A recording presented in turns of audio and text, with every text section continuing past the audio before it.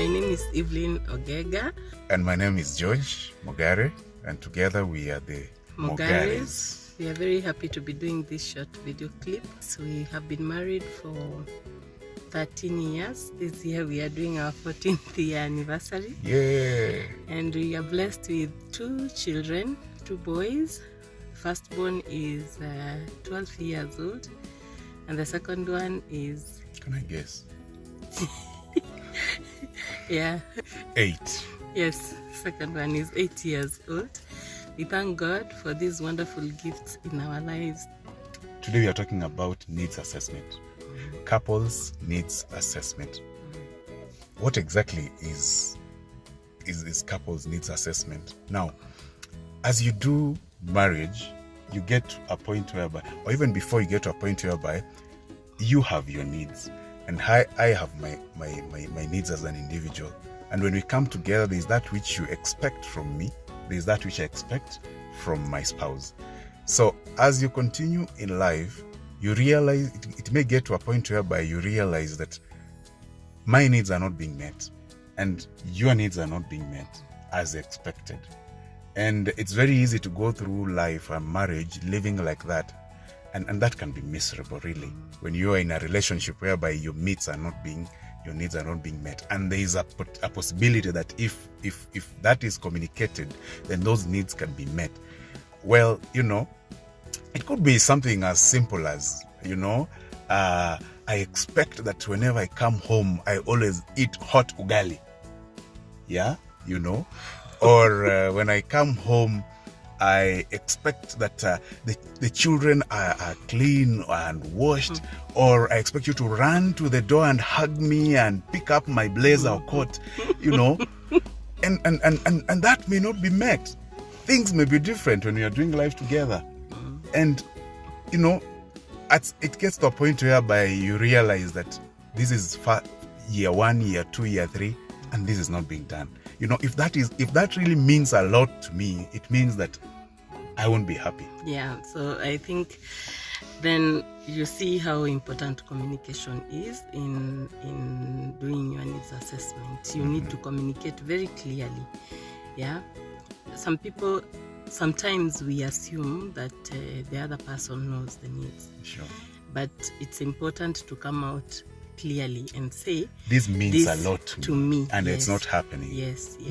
And then when you have been told, it's also important because it gives you an opportunity to see how better you can be able to meet the other person's needs, because I think marriage is all about meeting the other person's need. If that is not met, then we have a lot of conflicts in a marriage. There are long-term goals and then there are short-term goals. So the short-term needs are things that we do every day. I bought a new shirt. This shirt needs to be cleaned this way. I don't want it to be cleaned after every wearing. We can skip like 2, 3, so communicate. Then there are long-term ones, like I desire that we be having family vacations. Also communicate so that you don't come after 5 years and say, oh, this marriage, it's not even what I expected it to be.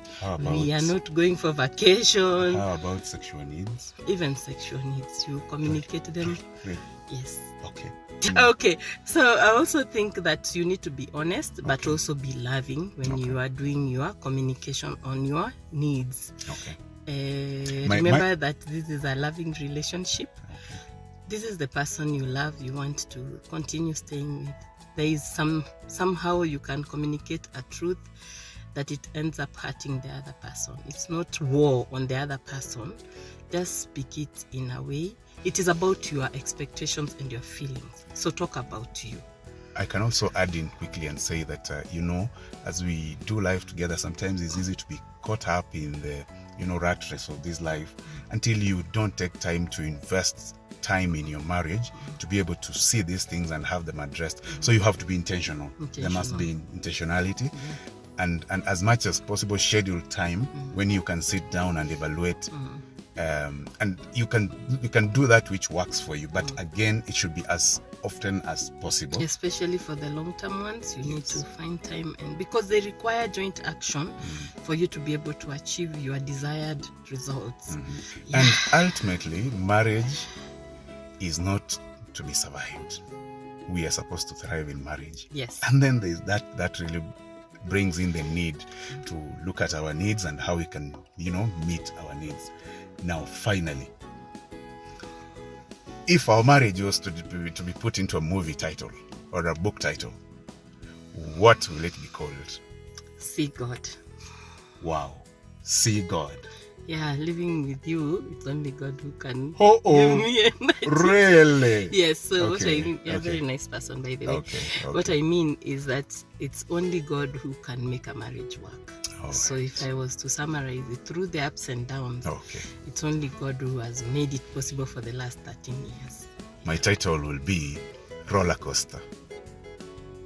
As we go through the roller coaster, see God.